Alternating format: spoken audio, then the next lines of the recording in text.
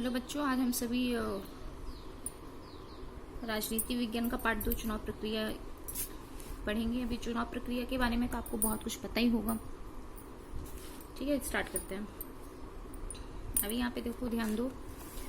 इसमें क्या बताया गया कि भारतीय लोकतंत्र की दिशा में जो प्रगति हुई है उसमें चुनाव का बहुत बड़ा योगदान है। आपको पता है भारत का एक लोकतांत्रिक देश है और उसमें चुनाव क्या है, महत्वपूर्ण भूमिका निभाता है।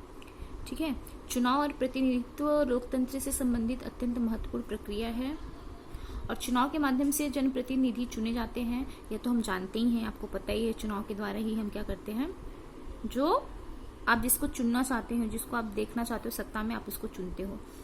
चुनाव के कारण शांतिपूर्ण मार्ग से सत्ता में क्या होता रहता है, हमेशा परिवर्तन होता रहता है ना।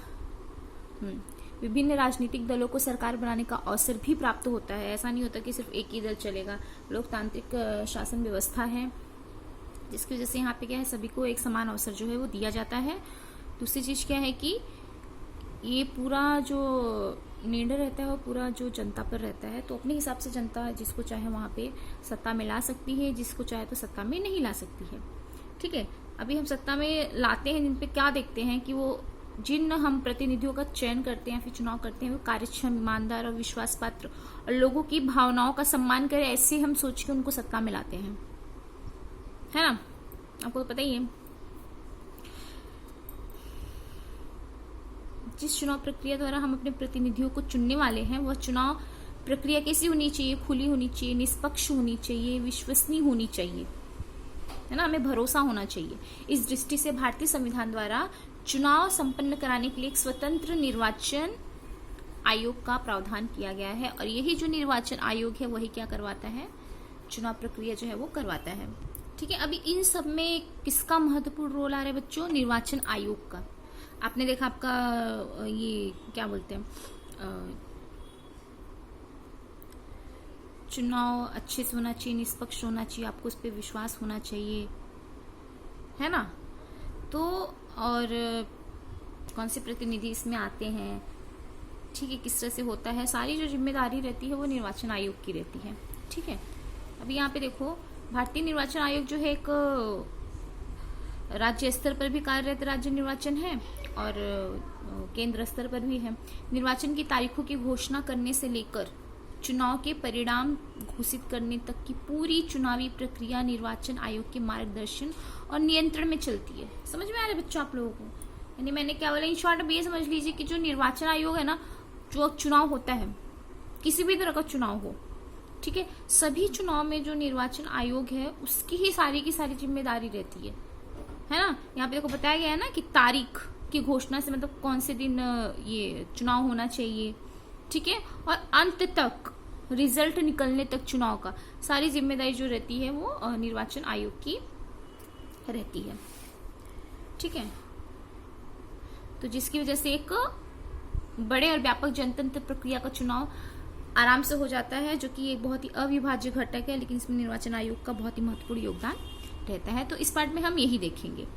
ठीक है, निर्वाचन आयोग और क्या देखने वाले हैं, उसकी संरचना, कार्य, भूमिका, ठीक है, और कौन कौन से सुधार होनी चाहिए, ये जो चर्चा है हम इस पार्ट में करने वाले हैं। तो सबसे पहले हम निर्वाचन आयोग से इसकी शुरुआत करते हैं। निर्वाचन आयोग के बारे में तो आप लोगों को पता ही चल गया है। भारतीय चुनाव प्रक्रिया के केंद्र स्थान में निर्वाचन आयोग ही है भारतीय चुनाव प्रक्रिया में। ठीक है, भारतीय संविधान की धारा 324 द्वारा एक स्वायत्त व्यवस्था का निर्माण किया गया है और जो ये स्वायत्त व्यवस्था है, कौन सी स्वायत्त व्यवस्था का निर्माण किया गया है, निर्वाचन आयोग। ये जो निर्वाचन आयोग है वह चुनाव के लिए कराने के लिए काम करती है, जिसमें एक मुख्य निर्वाचन आयुक्त तो अन्य 2 उप आयुक्त होते हैं। ठीक है, मुख्य निर्वाचन आयुक्त होते हैं, ठीक है, उनके ही अंडर में ये चीजें होती हैं। अभी की बात करें तो अभी मुख्य निर्वाचन आयुक्त कौन है यहाँ पे, श्री सुनील अरोड़ा जी। ये 2 दिसंबर 2018 के बाद से इनकी भी नियुक्ति हुई है, तो अभी फिलहाल वो आयुक्त हैं। ठीक है, समझ रहे हो ना आप लोग। निर्वाचन आयुक्त की नियुक्ति राष्ट्रपति द्वारा की जाती है। समझ में आ रहा है। निर्वाचन आयोग की स्वतंत्रता अबाधित रहे, यानी कि उसमें कोई भी इंटरफेरेंस किसी का भी ना हो, इसलिए मुख्य निर्वाचन आयुक्त को बड़ी सरलता से या किसी राजनीतिक कारण से पद से हटाया नहीं जाता है। समझ में आ रहा है कि नहीं, कोई भी रीजन देखे या फिर कुछ भी ऐसे बिना कारण के आप उनको हटा देंगे, तो ऐसा नहीं है। जैसा आप लोगों ने देखा होगा कि जो हमारे मुख्य न्यायाधीश वगैरह होते हैं उनको भी किसी भी ये सब छोटी मोटी रीजंस की वजह से उनको हटाया नहीं जाता है। निर्वाचन आयोग के व्यय के लिए स्वतंत्र वित्तीय प्रावधान भी किया गया है। ठीक है, अभी यहाँ पे ये सुकुमार सेन के बारे में बताया गया है कि स्वतंत्र भारत के सबसे पहले मुख्य निर्वाचन कौन थे? सुकुमार सेन जी आयुक्त, समझ में आ रहा है। और अभी कौन आयुक्त है? श्री सुनील अरोड़ा जी।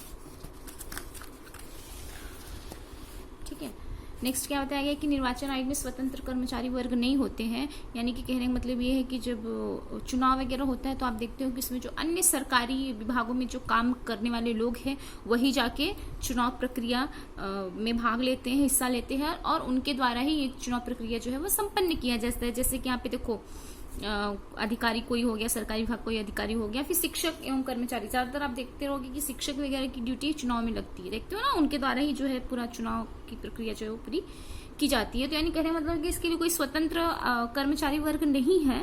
जैसे चुनाव होता है तो वहां से खुद ही निर्वाचन आयोग द्वारा जो है भेजा जाता है कि इसमें कौन कौन सम्मिलित होने वाले हैं, कौन ये चुनाव प्रक्रिया के चुनाव प्रक्रिया को आगे बढ़ाएंगे। तो इसमें शिक्षक वगैरह रहते हैं, आपको तो ये सारी बातें पता ही है, तो उनके द्वारा यहाँ पे चुनाव प्रक्रिया की जाती है। नेक्स्ट इसके कार्य देखते हैं, निर्वाचन आयोग के कार्य क्या होते हैं। कार्य आप समझ ही गए होंगे, मतदाताओं की सूची तैयार करना। ठीक है, मतदाताओं की सूची तैयार करना यानी कि जो हम वोट देते हैं मतदाता, ठीक है, जनता लोग, तो 18 वर्ष पूर्ण आयु वाले हर भारतीय नागरिक को मतदान का अधिकार प्राप्त है, आपको पता ही है। इस अधिकार का उपयोग करने के लिए उसका नाम मतदाता सूची में होना अनिवार्य है। ठीक है, मतदाताओं की सूची बनाना, उसे अद्यतन बनाए रखना, नए मतदाताओं का समावेश करना आदि कार्य जो है निर्वाचन आयोग द्वारा किए जाते हैं। मतदाताओं को पहचान पत्र देने का अधिकार भी निर्वाचन आयोग को प्राप्त है। समझ में आ रहा है? यानी कि वोटिंग लिस्ट में आपका नाम होना चाहिए, तभी आप जाके वहां पे वोट दे पाओगे। अगर नहीं है तो आप वो क्या करवाओ, सूची में अपना नाम डलाओ। अगर आप 18 वर्ष आपका कंप्लीट हो गया है वहां पे तो ये जिम्मेदारी किसका रहता है? निर्वाचन आयोग, मतलब निर्वाचन आयोग के कार्य हैं। ठीक है, तो आपको पहचान पत्र मिलता है, उस पहचान पत्र के द्वारा आप जाके वहां पे अपना जो है जिसको आप वोट देना चाहते हैं आप दे सकते हैं। नेक्स्ट पॉइंट क्या है? चुनाव की समय सारणी और संपूर्ण कार्यक्रम निर्धारित करना। ठीक है, ये भी आपको पता है कि चुनाव को पूर्ण रूप से संपन्न कराने की जिम्मेदारी भी किसकी होती है? निर्वाचन आयोग की होती है। ठीक है, कि मतलब कौन से राज्य में कब करना है, कितने चरण में चुनाव करने हैं, इसका निर्णय जो है यही आयोग लेता है। आप लोग देखते हो कि हर राज्य में अलग अलग दिन ये चुनाव होता है ना, अलग अलग चरणों में होता है। पहला चरण हुआ, दूसरा चरण हुआ, जितना बड़ा जो क्षेत्र एरिया जो भी है जिस हिसाब से, उस हिसाब से सारी जिम्मेदारी जो रहती है ये सब किसका रहता है? निर्वाचन आयोग का। समझ में आ रहा है ना बच्चों? बहुत ही आसान है। प्रत्याशियों या फिर उम्मीदवारों के आवेदनों की छानबीन करना। चुनाव की तारीखों की घोषणा होने के बाद विभिन्न राजनीतिक दल अपने अपने प्रत्याशियों को चुनाव में खड़े करते हैं।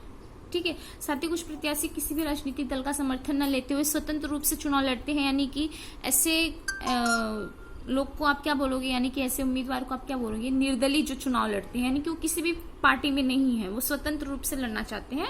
अगर वो जीतते हैं तो उसके बाद वो डिसाइड करेंगे कि वो कौन से पार्टी में जा रहे हैं। ठीक है, तो ऐसे सभी प्रत्याशियों को क्या करना पड़ता है? नामांकन पत्र भरना पड़ता है। उसमें स्वयं की संपूर्ण व्यक्तिगत जानकारी लिखनी पड़ती है। निर्वाचन आयोग द्वारा इन आवेदन पत्रों की कड़ी जांच पड़ताल की जाती है और पात्र यानी कि सुयोग्य, मतलब वो उसमें ये चुनाव लड़ने के लिए पूरी तरह से उसके पात्र हैं कि नहीं। ठीक है, ये सब की छानबीन की जाती है, उसके बाद उन्हें लड़ने की अनुमति दी जाती है। समझ में आ रहा है कि नहीं? ठीक है, जब चुनाव की तारीखों की घोषणा हो जाती है तो क्या होता है, जो अलग अलग राजनीतिक दल है, राजनीतिक दल आपको पता है अलग अलग पार्टी है जो है, चाहे भी बीजेपी हो, कांग्रेस हो, कोई भी पार्टी हो, तो क्या करती है अपने अपने जो प्रत्याशी रहते हैं उनको चुनाव में खड़ा करती है। ठीक है, तो चुनाव क्या करते हैं, चुनाव में जो खड़े रहते हैं तो उनको अपना नामांकन पत्र भरना पड़ता है। नामांकन पत्र भरने के बाद क्या होता है, वहां पे निर्वाचन आयोग उसकी छानबीन करती है, उसके बाद उनको वहां पे अनुमति दी जाती है। ऐसा नहीं कि कुछ भी कोई भी आके भर के चला गया और फिर वो लड़ने लगेगा चुनाव, ऐसा नहीं होता है। वहां पे उनको जब वहां से निर्वाचन आयोग से पूरी तरह से उनको लड़ने की अनुमति दे दी जाती है, तो उसके बाद वो आगे चलते हैं। समझ में आ रहा है? राजनीतिक दलों को मान्यता देना।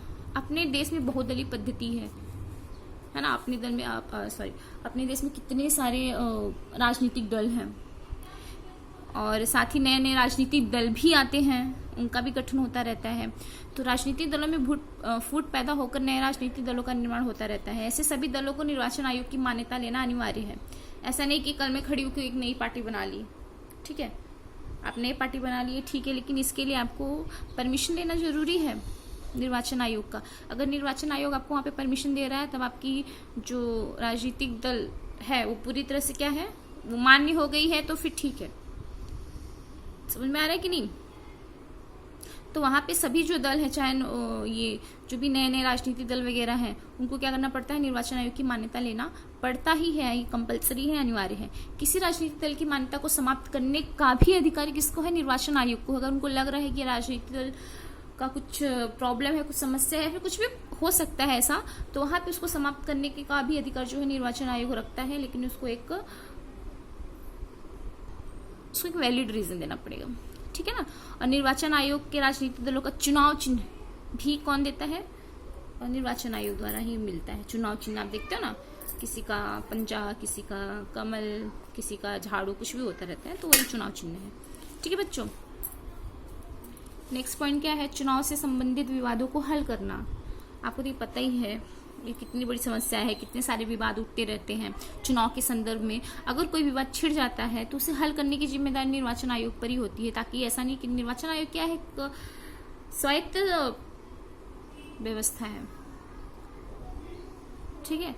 तो तदनुसार किसी चुनाव क्षेत्र में दोबारा चुनाव करवाना है, किसी प्रत्याशी को अपात्र घोषित करना, जैसे कार्य भी निर्वाचन आयोग करता है। आप लोग को पता ही है कि कभी कभी बहुत सारी चीजें हो जाती है कि वहाँ पे गलत तरीके से चुनाव हुआ है या फिर कुछ ऐसा वैसा काम हुआ है। अगर इस तरह का कुछ मिलता है तो वहाँ पे निर्वाचन आयोग दोबारा से चुनाव लड़ा सकता है, या फिर किसी भी प्रत्याशी को, यानी किसी भी उम्मीदवार को, मतलब अगर है उनको लग रहा है कि गलत तरीके से ये आए हुए हैं, तो वहाँ पे उनको अपात्र घोषित करके भी वो जो है निर्वाचन आयोग उसको हटा सकता है, ठीक है। तो किसी तरह का अगर विवाद वगैरह हो रहा है तो इसकी जिम्मेदारी निर्वाचन आयोग की है कि उसको पूरा वहाँ पे रीजन देना पड़ता है और वो विवाद को हल करना पड़ता है, ताकि उनके ऊपर उंगली न उठ सके, ठीक है। निर्वाचन क्षेत्र की पुनर्रचना। नेक्स्ट है निर्वाचन क्षेत्र की पुनर्रचना। लोकसभा के कुल 543 सदस्य हैं। इन सदस्यों का चुनाव कैसे होता है? प्रत्येक सदस्य एक निर्वाचन क्षेत्र का प्रतिनिधित्व करता है। अब प्रत्येक सदस्य एक निर्वाचन क्षेत्र का प्रतिनिधित्व करता है, समझ में आ रहा है ना। प्रत्येक सदस्य का एक अपना निर्वाचन क्षेत्र रहता है, एरिया रहता है, वहां से वो मतलब अपने आप को वहां पे वो एज ए प्रत्याशी वहां पे वो रहते हैं, ठीक है। अर्थात लोकसभा के 543 निर्वाचन क्षेत्र है, समझ में आ रहा है नहीं। वो लोग अलग अलग क्षेत्र से वहां पे आए रहते हैं। निर्वाचन क्षेत्रों का गठन करने का कार्य जो है चुनाव आयोग की सीमांकन समिति द्वारा किया जाता है। ये समिति किसी के भी दबाव में कार्य नहीं करती है, ठीक है, और तटस्थ रूप से जो है निर्वाचन क्षेत्र की पुनर्रचना जो है वो यहाँ पे करती है, ठीक है बच्चों, समझ में आया। तो अभी हम आगे का नेक्स्ट पार्ट में देखते हैं, ओके।